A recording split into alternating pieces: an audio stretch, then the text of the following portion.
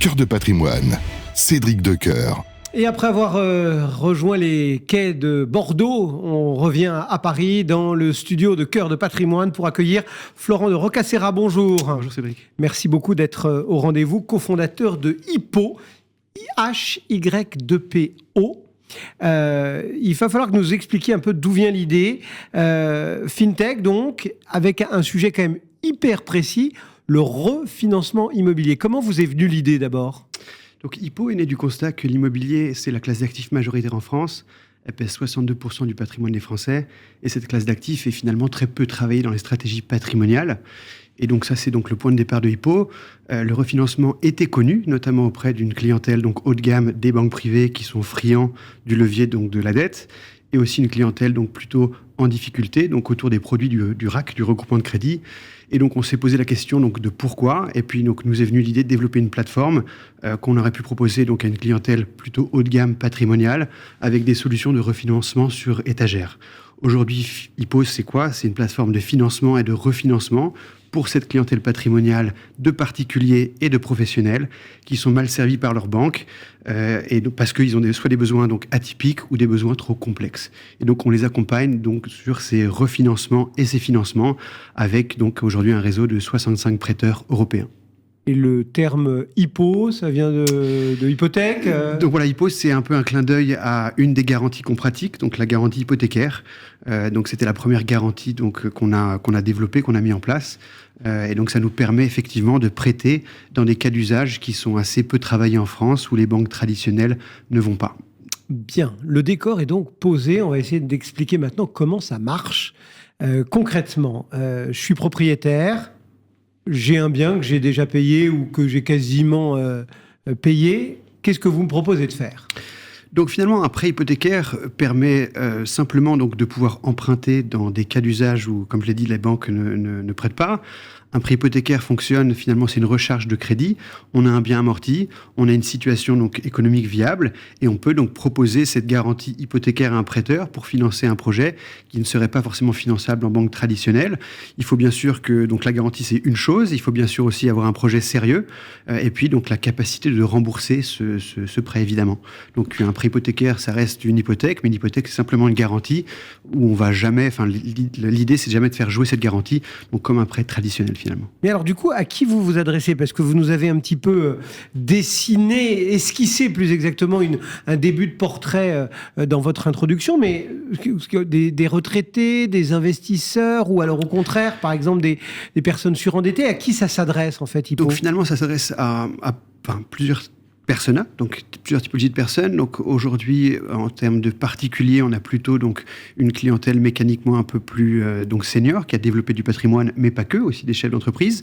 Par exemple, un prêt hypothécaire est très adapté à une clientèle donc d'actifs, par exemple malades, qui ne peut pas donc emprunter avec une garantie, donc une assurance.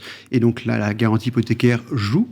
Ou alors un senior qui lui-même est un peu trop vieux pour qu'on lui offre donc une garantie, une assurance.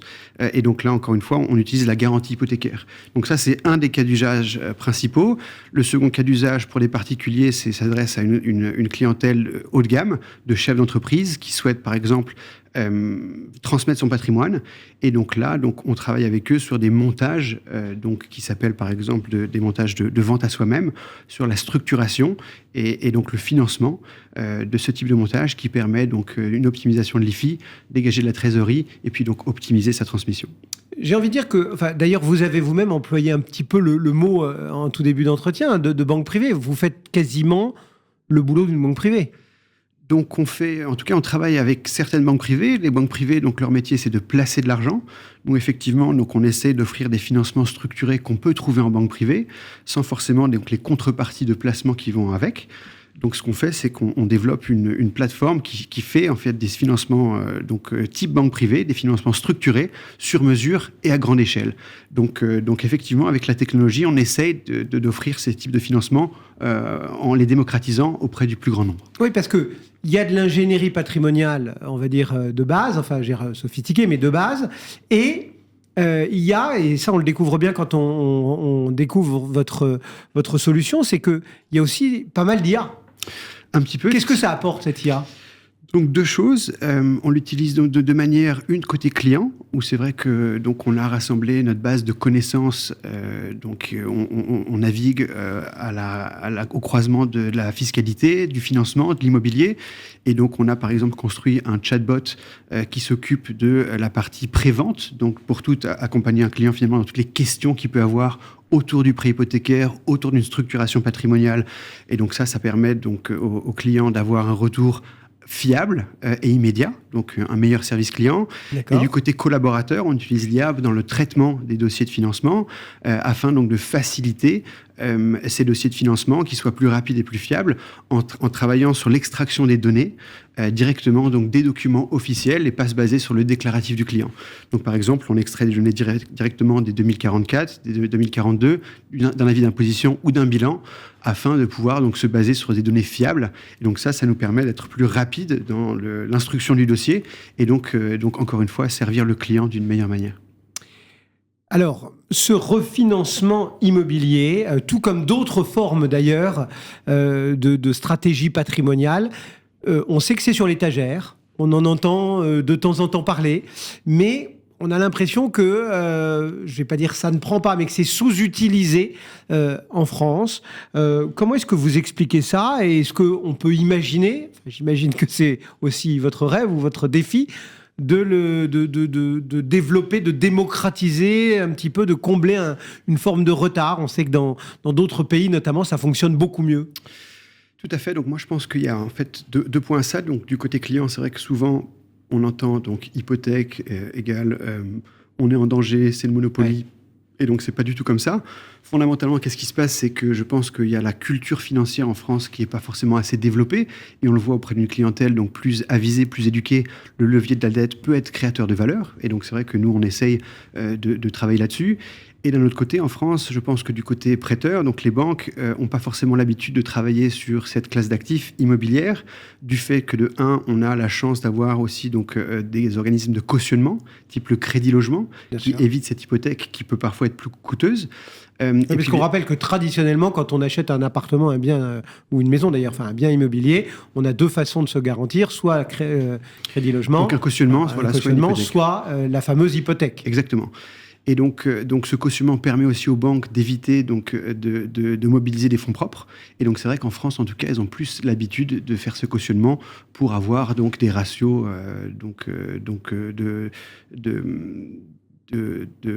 financement beaucoup moins faibles. Alors, c'est intéressant quand on est épargnant et qu'on se dit, tiens, je vais peut-être m'adresser à telle entreprise dont j'ai entendu parler, voilà, sur Radio Patrimoine. C'est sympa d'en savoir un petit peu plus aussi. Sur Hippo, 3 millions d'euros levés dès la création, c'était déjà une belle marque de confiance. Et maintenant, j'ai envie de dire, quels sont un peu les défis qui se présentent devant vous ? Effectivement, donc on a réussi à lever 3 millions avec une ambition assez forte. Aujourd'hui, donc les 18 premiers mois de Hippo, on a passé pas mal de temps à construire cette plateforme technologique pour pouvoir accompagner les clients, mais aussi pour trouver donc des prêteurs prêts à donc financer ces cas d'usage dans toute l'Europe. Donc ça, c'était vraiment la première partie de notre projet. Et aujourd'hui, l'idée, c'est donc d'ouvrir notre plateforme métier à des tiers. Dans un premier temps, à tous les conseils de cette clientèle patrimoniale, donc que ce soit des notaires, des fiscalistes, des CGP, mais aussi des banquiers, des experts comptables. Donc pour pouvoir finalement faire de l'apport d'affaires et donc développer finalement notre flux. Et dans un second temps, notre ambition sera d'ouvrir cette plateforme aux professionnels du financement, donc aux courtiers, avec un outil métier à leur disposition, moderne, avec l'IA, pour pouvoir pour leur donner cet outil pour générer leur financement. Et ça, c'est dans un second temps, c'est-à-dire c'est quoi, à 2, 3, 4 ans Non, c'est d'actualité donc cette année. Donc là, on a déjà commencé à ouvrir cette plateforme aux apporteurs d'affaires. Et donc d'ici la fin de l'année, on pense pouvoir l'ouvrir à tous les mandataires. Et vous arrivez à lever le nez du guidon et à voir encore un peu plus loin ou pas ? Ouais, donc c'est vrai que Hippo, c'est un projet ambitieux. Et donc d'ici 2030, on a l'ambition folle de pouvoir redistribuer en France jusqu'à 100 milliards d'euros. Donc pour financer des thèses qui sont importantes pour nous, que ce soit le bien vieillir, que ce soit la rénovation énergétique, ou alors l'investissement ou le pouvoir d'achat. Donc on a des plans assez ambitieux qu'on essaie d'atteindre. Bon, pour terminer, Florent de Roccassera, les 2-3 petits tips, les 2-3 petits trucs comme ça que vous auriez envie de glisser à un épargnant qui vous a découvert ce matin sur Radio Patrimoine pour le convaincre de se dire propriétaire ou futur propriétaire, comme on le titre là, être riche en pierre et riche en cash. Voilà, donc écoutez, donc de notre côté, donc on développe un service pour eux, pour des gens qui ont du patrimoine et qui souhaitent donc refinancer. Ce que je peux dire, c'est qu'en tout cas en France, l'hypothèque, c'est pas du tout donc ce qu'on entend en monopoly, mais c'est vraiment quelque chose qui peut être créateur de valeur. Comment on utilise le levier et puis comment on peut s'endetter à des taux proches des taux immobiliers pour l'investir sur des supports qui sont peut-être plus agressifs. Et l'idée, c'est comment on mobilise un patrimoine dormant pour en faire plus et puis mécaniquement pouvoir le doubler à 15-20 ans. Florent de Roccacerado, cofondateur d'Hippo HY2PO. Merci beaucoup d'être passé sur Radio Patrimoine dans Cœur de Patrimoine. Nous, on poursuit et on va parler tech, indices. Wow, on va changer de monde. À tout de suite. Cœur de Patrimoine, Cédric Decoeur.